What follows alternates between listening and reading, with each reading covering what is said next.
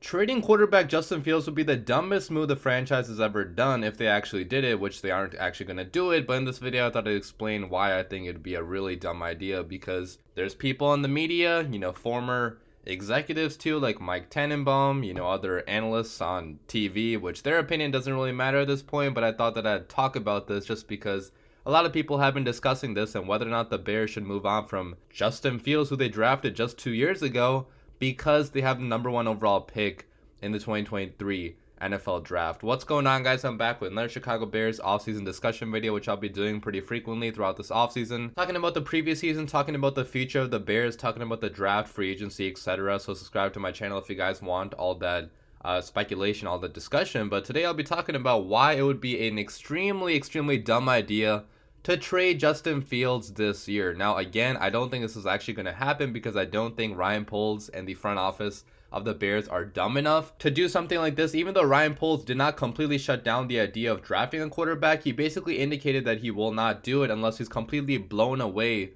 by a quarterback prospect, which he kind of has to say something like that, because obviously he's not going to go outright and say that he's not going to be looking at any quarterbacks when you have the #1 overall pick in the draft. Okay, your job as GM is to look at everybody, every position, and see if he can upgrade anywhere. So he's not going to outright, deny the fact that he's looking at a guy like Bryce Young, but I don't think he's going to end up actually drafting a quarterback and trading Justin Fields, because it is going to be the dumbest idea, the dumbest move in franchise history. Guys, what was the conversation before the season started? In case you guys forgot, the conversation was regarding how little Justin Fields actually had to work with on this roster. Basically every single media outlet, basically every single fan of every team said that this Bears roster has nothing on it. Okay, they have no star players on the offense. They don't have much proven players either on the defense, after trading away Khalil Mack, after eventually trading away Roquan Smith and Robert Quinn as well. So the roster was in complete shambles. Okay, Ryan Poles did a hard reset on this roster, a full rebuild, which kind of sucks the timing of that, right? Because you don't want to do a full rebuild with a rookie quarterback or a second-year quarterback that you want to,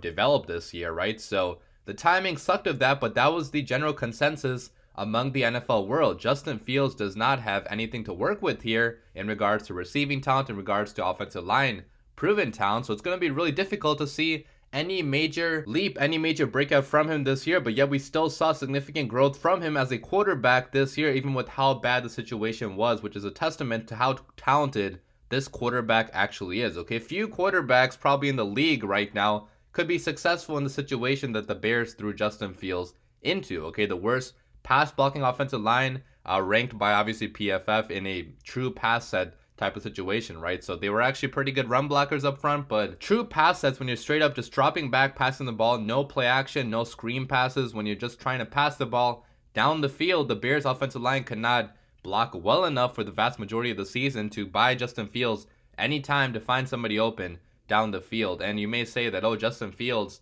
he takes a lot of unnecessary sacks too. And yes, that is true to some extent. He does take more sacks than other QBs in this league do. And that's probably going to be the case throughout his entire career, because that is his playing style. He's a big game hunter that's looking for the big plays down the field. He can definitely improve in trying to take less sacks, trying to throw the ball away, trying to get, the quick game going, get a dump off going here and there. So he can definitely improve in that situation. But that's not the major reason why he took 55 sacks this year, right? Because according to PFF, the 55 sacks that Justin Fields took, he was only responsible for 13 of those sacks. The other 42 sacks were his offensive line not being good enough in pass protection. And that's a big deal, guys. I mean, that's a vast majority of the sacks right there, okay? So you can't just say that, oh, Justin Fields holding on to the football too long is the main reason why he's taking all these sacks. The pass pro clearly is not good enough up front, okay? And with a quarterback like Justin Fields, who is going to be big game hunting, looking for the deep ball down the field, it benefits you a lot to get a good, sturdy offensive line and pass protection in front of him, like he had at Ohio State, where he was one of the most accurate passers of all time in the history of college football. Okay, we've seen Justin Fields really be great as a passer in the league and also in college football when he does have the time to throw the football, but that's not been the case with the Chicago Bears. So building the offensive line is going to be a key priority for the Chicago Bears. You think any other quarterback like a 5'10 Bryce Young is going to be able to withstand all these beatings behind this bad offensive line? I don't really think so, okay? Especially a smaller guy like a Bryce Young, if you want to draft him.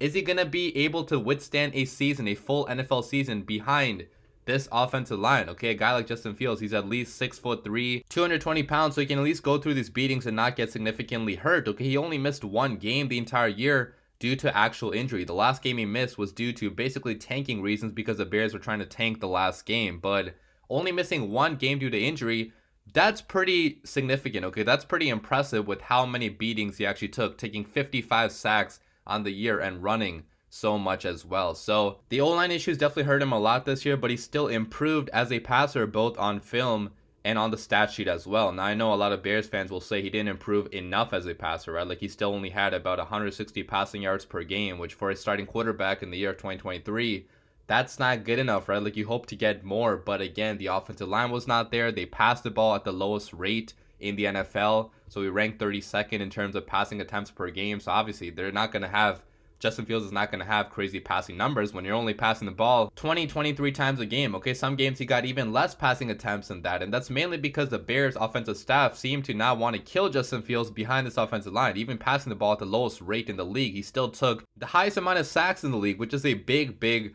roster problem. Another big roster problem was that he had nobody really to throw to for the vast majority of the season. Okay, we acquired Chase Claypool at the trade deadline, but even Chase Claypool only played a handful of games due to injury. He didn't really make a big impact in the games he actually played. So for the vast majority of the season, Justin Fields' receiving core consisted of Darnell Mooney, Byron Pringle, who even Byron Pringle actually got injured. So not even Byron Pringle. Equinemius St. Brown is receiver number 2, Dante Pettis, N'Keal Harry. Like, what the heck was this receiving core? Okay, again, the vast majority of QBs in this league would not be successful with a receiving core that Justin Fields actually had. No true number 1 on this team. Mooney is a great number 2, but Mooney also went down in the second half of the season. So there were games this year where Justin Fields only had practice squad level receivers to throw to. Okay, against the Bills, against the Eagles, he had guys like Nasimba Webster, EQ St. Brown, sometimes not even EQ St. Brown because he also got injured down the stretch, right? So just such little receiving talent to actually work with. These guys obviously were not getting open at the highest rates in the NFL. They were dropping passes pretty consistently, especially down the stretch. So brutal situation for Justin Fields all across the board, but yet he still improved as a passer and obviously as a runner as well. Talking about his passing stats first of all, so Justin Fields, I'll put the stat line on the screen right now so you guys can see, but higher completion percentage by about 2 percentage points, you know, obviously higher passing yardage, much higher passing touchdowns going from 7 to 17. That's pretty good, but about the same amount of interceptions, which that's growth right there. Okay, even though he had more touchdowns, more passing attempts, still only threw about the same amount of interceptions as last year. So definitely got better in terms of ball security, in terms of seeing the field better and not throwing unnecessary picks. He still can improve there. Obviously, he's not there fully as a passer, but growth is all you can ask for, and he definitely grew in that area. Looking at his passer rating then finally, obviously improved pretty big time from 73.2 to 85.2. Now, I'm not a big proponent of quarterback stats or stats in general in football because I think stats don't ever tell the full story, and that's definitely the case here with Justin Fields' passing numbers, right? Because they don't tell the story about how bad the offensive line was, or about how little receiving talent he had to work with, or about how he threw the lowest amount of passing attempts in the NFL, right? Like if you only look at the yardage per game of 160, about 160, 165 passing yards per game, you would think that Justin Fields cannot pass the ball at all, but the film tells an entirely different story. You see a guy that's trying to make the most out of nothing, a guy that actually has a really accurate deep ball when he has the time to throw the deep ball, a guy that can also throw under pressure sometimes when, you know, the receivers are there to actually make the catch for him, a guy that tried to throw some anticipation passes this year but got them picked off because the receiver was not able to come back towards the ball, which happened in the Packers game. Okay, so an interception Justin Fields got blamed for, that was an anticipation pass in which EQ was supposed to come back harder on that ball. But again, that shows you that the receiving talent is not there for him to throw these anticipation passes that, you know, the media and fans are criticizing him for not throwing so far in his career. Now, I don't want to say that he cannot improve as a passer because obviously Justin Fields has to get better as a passer too. Okay, it's not only the supporting cast, but when assigning blame for the lack of passing numbers this year, the vast majority of that blame, in my opinion, goes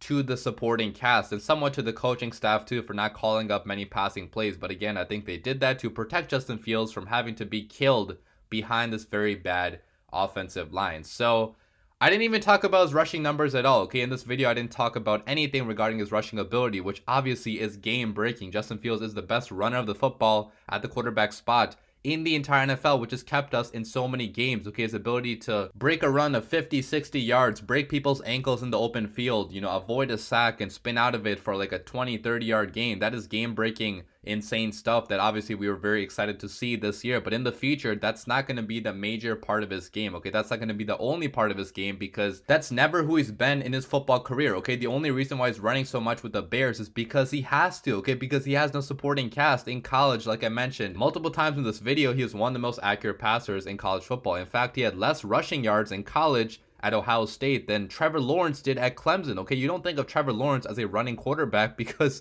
that's not his game. Okay, and that was also not Justin Fields' game in college football, but the Bears have forced him into that role because of how bad the roster actually is. So it would not make any sense, guys, to get rid of a quarterback that's still only 23 years old, that still has not reached his full potential as a passer, because the Bears have not surrounded him with anything around him, right? And getting rid of him this early in his career at his absolute lowest value. Also, if you trade Justin Fields right now, what are you going to get? Okay, it's probably going to be one first-round pick max, maybe not even that. Okay, it might only be a couple second-round picks, which is so extremely stupid to even entertain the idea of doing that when you have so many needs all over this roster. Okay, inserting another rookie quarterback into a bad situation, you're going to ruin his career as well and see the most talented quarterback in Bears history, Justin Fields, be really successful somewhere else. Okay, so I really hope, I really pray that the Bears are not dumb enough to actually trade Justin Fields. Again, I don't think they will, but I had to make this video kind of doing like a partial rant because I've been hearing so much stuff from fans, from other, you know, media outlets that have been suggesting that the Bears would be better served